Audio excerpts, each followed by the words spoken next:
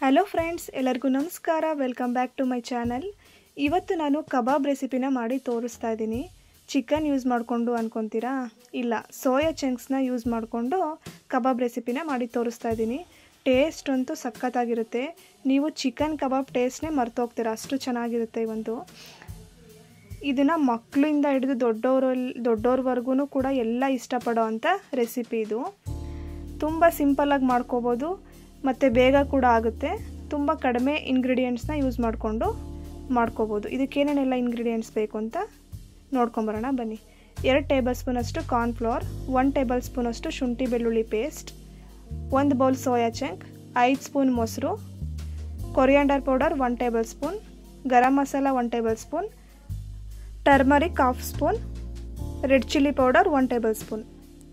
So ಒಂದು ಪಾತ್ರೆಗೆ ನೀರನ್ನು ಕುದಿಯೋಕ್ಕಿಟ್ಟು ಅದಕ್ಕೆ ಅರ್ಧ ಟೇಬಲ್ ಸ್ಪೂನಷ್ಟು ಉಪ್ಪು ಹಾಕ್ಕೊಳ್ಳಿ. ನೆಕ್ಸ್ಟು ಸೋಯಾ ಚಂಕ್ಸ್ನ ಹಾಕ್ಕೊಳ್ಳಿ. ಈ ಉಪ್ಪು ಹಾಕ್ಕೊಳ್ಳೋದ್ರಿಂದ ಕುದಿಯೋ ನೀರಿಗೆ ಅದು ಸೋಯಾ ಚಂಕ್ಸು ಚೆನ್ನಾಗಿ ಉಪ್ಪಿಡ್ಕೊಳ್ಳುತ್ತೆ. ತುಂಬ ಹೊತ್ತು ಬೇಯಿಸ್ಕೊಳ್ಳೋಕ್ಕೇನು ಹೋಗಬಾರ್ದು. ಒಂದು ಕುದಿ ಈ ಥರ ಬಂದ ತಕ್ಷಣ ನಾವು ಫ್ಲೇಮ್ನ ಆಫ್ ಮಾಡಿಬಿಡಿ. ತುಂಬ ಬೇಯಿಸ್ಕೊಂಡ್ರೆ ಅದು ತುಂಬ ಸಾಫ್ಟಾಗಿ ಕಬಾಬು ಚೆನ್ನಾಗಿ ಬರಲ್ಲ. ನೆಕ್ಸ್ಟು ನಾವು ಈ ಪೇಸ್ಟನ್ನ ರೆಡಿ ಮಾಡ್ಕೋಬೇಕು. ಮೊಸರನ್ನ ಹಾಕ್ಕೋತಾ ಇದ್ದೀನಿ.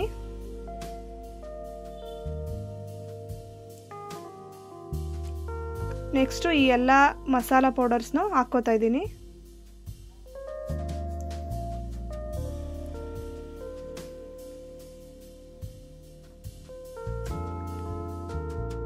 ನೆಕ್ಸ್ಟು ಶುಂಠಿ ಬೆಳ್ಳುಳ್ಳಿ ಪೇಸ್ಟು 1 ಟೇಬಲ್ ಸ್ಪೂನಷ್ಟು ಇದನ್ನು ಹಾಕ್ಕೋತಾ ಇದ್ದೀನಿ.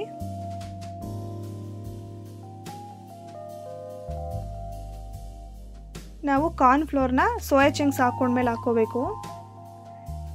ಇದಕ್ಕೆ ಯಾವುದೇ ಥರದ ನೀರನ್ನು ಏನು ಹಾಕ್ಕೊಳ್ಳೋ ಅವಶ್ಯಕತೆ ಇರಲ್ಲ.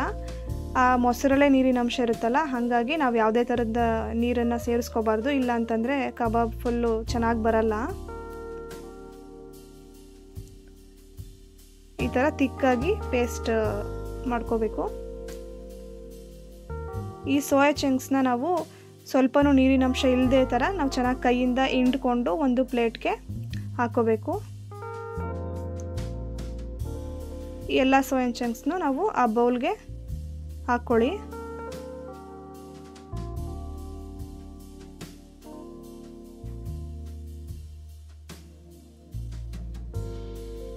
ಇವಾಗ ನಾನು ಒಂದು 1/4 ಟೇಬಲ್ ಸ್ಪೂನಷ್ಟು ಉಪ್ಪನ್ನು ಹಾಕ್ಕೋತೀನಿ. ಯಾಕೆಂದರೆ ನಾನು ಆವಾಗಲೇ ಸೋಯಾ ಚಂಕ್ಸ್ಗೆ ಉಪ್ಪಿಡಿಯೋಕ್ಕೆ ನಾನು ಉಪ್ಪನ್ನ ಹಾಕ್ಕೊಂಡಿದ್ದೆ. ಇವಾಗ 1/4 ಟೇಬಲ್ ಸ್ಪೂನಷ್ಟು ಉಪ್ಪನ್ನ ಯಾಕೆ ಹಾಕ್ಕೋತೀನಿ ಅಂದರೆ ಮಸಾಲೆಗೆ ನಾನು ಉಪ್ಪು ಹಾಕಿರಲಿಲ್ಲ, ಹಾಗಾಗಿ ಇವಾಗ ಹಾಕ್ಕೊಂಡ್ರೆ ಅದು ಕಾರ್ನ್ಫ್ಲೋರು ಹಾಕಿ ಚೆನ್ನಾಗಿ ಮಿಕ್ಸ್ ಮಾಡ್ಕೋಬೇಕು. 2 ಟೇಬಲ್ ಸ್ಪೂನಷ್ಟು ಕಾರ್ನ್ಫ್ಲೋರು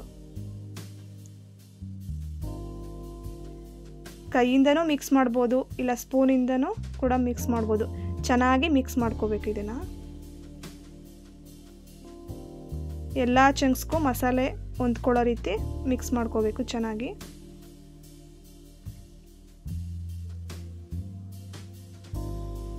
ಈ ರೀತಿ ಮಿಕ್ಸ್ ಆದಮೇಲೆ ಒಂದು ಪ್ಲೇಟನ್ನು ಮುಚ್ಚಿಟ್ಬಿಡಿ. ಒಂದು 10 ನಿಮಿಷ ಇದು ನೆನಿಬೇಕು. ಆಮೇಲೆ ಒಂದು ಬಾಣಲೆಗೆ ಎಣ್ಣೆ ಕಾಯಕ್ಕಿಟ್ಟಿದ್ದೀನಿ. 10 ನಿಮಿಷ ಆಗಿದೆ. ಇವಾಗ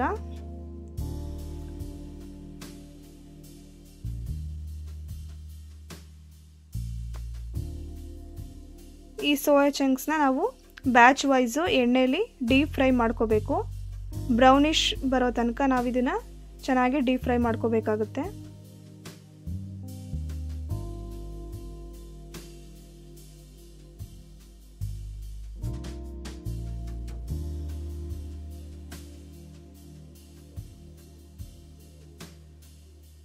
ನೋಡಿ, ಈ ಥರ ಬ್ರೌನಿಷ್ ಕಲರ್ಗೆ ಇದು ಕಲರ್ ಚೇಂಜ್ ಆಗಿದೆ ನೋಡಿ.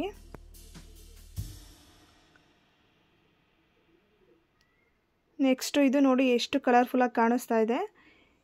ಟೇಸ್ಟ್ ಕೂಡ ಅಷ್ಟೇ ಚೆನ್ನಾಗಿರುತ್ತೆ. ಈ ರೆಸಿಪಿನ ನೀವು ಕೂಡ ಮನೇಲಿ ಟ್ರೈ ಮಾಡಿ. ಈ ವಿಡಿಯೋ ನಿಮಗೆ ಇಷ್ಟ ಆಗಿದರೆ ಲೈಕ್ ಮಾಡಿ, ಶೇರ್ ಮಾಡಿ, ಹಾಗೆ ಸಬ್ಸ್ಕ್ರೈಬ್ ಮಾಡಿ. Thank you for watching.